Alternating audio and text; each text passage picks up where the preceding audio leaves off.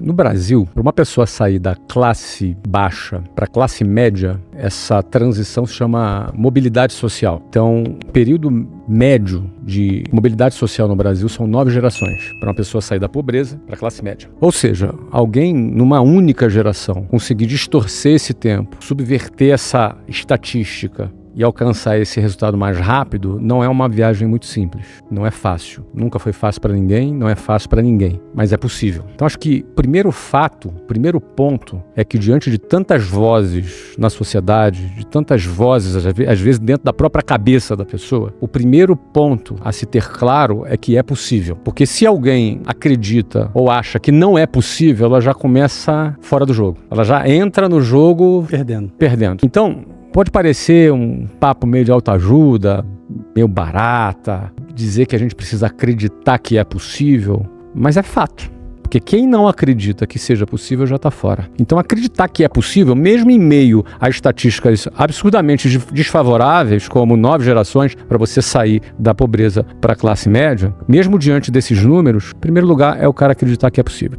Segundo ponto, é entender que numa realidade onde você planta e colhe, numa realidade, num cenário onde você precisa plantar para colher, é preciso, em primeiro lugar, plantar as sementes certas e 2, no terreno certo. Então não basta ser a pessoa certa ou plantar as sementes, ou ter as sementes certas, se você tentar plantar essa semente num bloco de concreto. Até porque as sementes são finitas também, né? Elas são finitas e elas dependem das condições ideais para que ela brote. Então não adianta, né? Eu não sou especialista em agronegócio, mas ninguém precisa ser para saber que se tentar plantar uma semente de excelente qualidade num bloco de concreto, ela não vai nascer. Então você precisa ter o terreno certo, precisa ter o terreno certo. Daqui a pouco eu falo que é o terreno.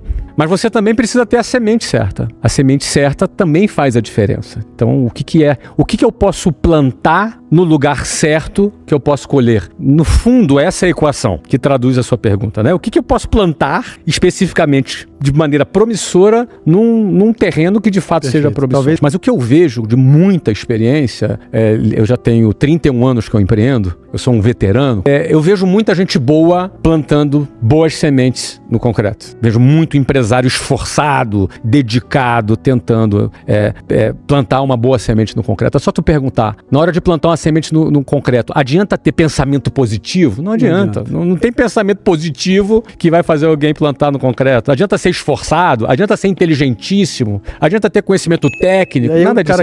Da mesma maneira, já vi gente em terreno bom plantando coisa errada. Mas dentro do terreno certo, tem aquele que é mais certo ainda. Dentro do terreno certo, do terreno fértil, digamos assim, você também vai encontrar aquele que é mais fértil ainda, que você vai ter mais resultado ainda. E aí é preciso ter uma dinâmica constante de análise de esforço versus resultado, versus retorno. Porque se eu tenho mais retorno para uma mesma quantidade de esforço, aquele terreno me indica que eu devo focar a minha energia ali. O que, portanto, eu não posso estar apegado, ainda mais num mundo em que a tecnologia muda o tempo inteiro, portanto eu não posso estar apegado a nenhum produto, a nenhum serviço, a nenhuma estratégia, a nenhum contexto, porque esses cenários mudam completamente. E aí eu tenho que estar atento para fazer essa análise de custo de esforço versus retorno o tempo inteiro. E aí pode ser que hoje eu aplique minha energia num determinado projeto e amanhã eu não aplique mais a minha energia naquele projeto. E para mim tá tudo bem. Né? Não tem certo e errado. E nem sucesso e fracasso quando você troca de projeto.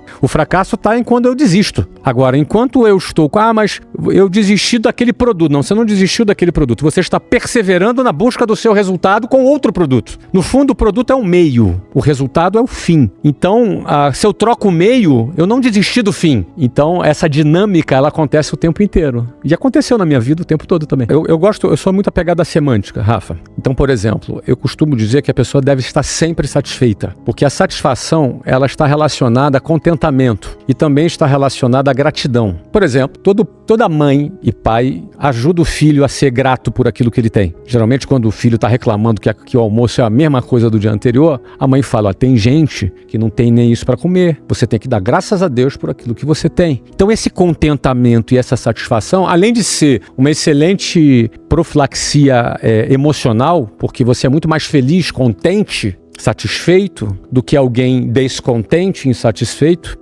Ou seja, além de ser uma profilaxia, é justo você levantar a mão para o céu e agradecer pelo que você tem. Mas a gente não pode confundir satisfação com conformidade. Portanto, é satisfeito sempre, conformado jamais. Conformado é quando a palavra conformado conforma com mesma forma. É quando você ganha a mesma forma do ambiente. Você está num ambiente que é ruim, aí você se torna ruim porque aquele ambiente é ruim. Não é? Quando você ganha a mesma forma, quando você se conforma. Então, quando eu estou satisfeito, eu estou feliz, eu estou grato, isso me ajuda a ter saúde emocional. Mas quando eu não estou conformado, isso me ajuda a não ser um cara acomodado. Me ajuda a não ser um cara que vou me adaptar à situação. E aí a palavra adaptação também é muito interessante, porque a espécie humana, por ter essa capacidade de se adaptar, ela sobreviveu a muitas mudanças climáticas, mudanças no mundo, etc e tal. Então, a adaptação, ela favorece o crescimento, quando a sobrevivência, na realidade. A adaptação, ela favorece a sobrevivência, mas a adaptação pode ser ruim na medida em que a gente pode se adaptar ao inaceitável.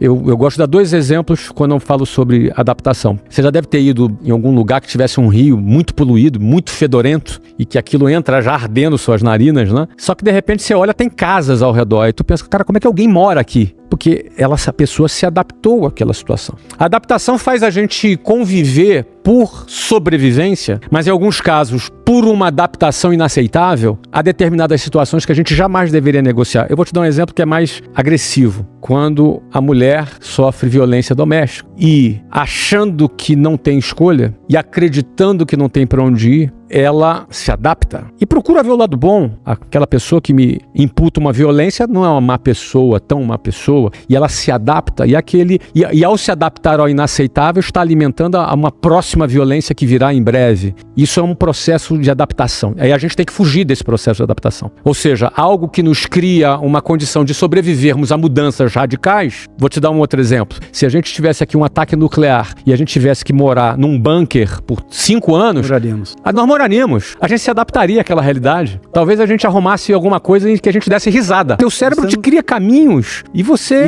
E o cérebro acaba enganando a gente muitas vezes, porque às vezes bloqueia a gente de enxergar a saída. A saída. Mas quando realmente não existe a saída, é boa essa adaptação. Mas muitas vezes, Rafa, existe a saída para a violência doméstica, existe a saída para a mediocridade, existe a saída para uma situação adversa extrema e a gente pode não estar enxergando porque a gente se adaptou. Então, eu diria para você que satisfeito, sempre, grato, conformado jamais, porque eu sempre posso mais e posso evoluir, e o que me impediria de evoluir seria eu me adaptar a determinadas situações que eu possa estar aceitando na minha vida.